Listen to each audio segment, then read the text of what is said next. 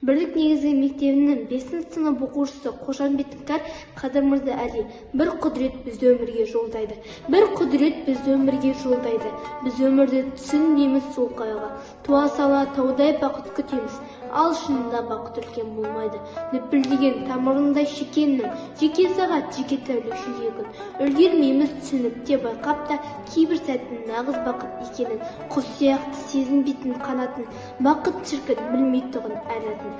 Бақыт ғажайып бір дәм ғана, сүйген сон ернінде қалатын.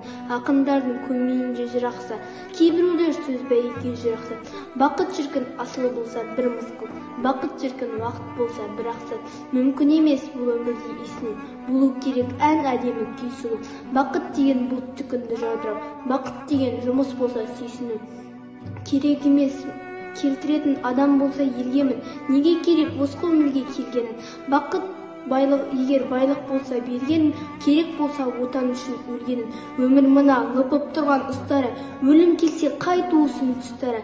Бір құмырын басқа қонған бақыттың, көбелектің ғұмырындай қысқара. Бір құдірет бізді өмірге жолдайды. Біз өмірді түсінбейміз сол қайғы. Бақыт үлкен болған емес шынында, ал қайғының кішкентайы болмайды.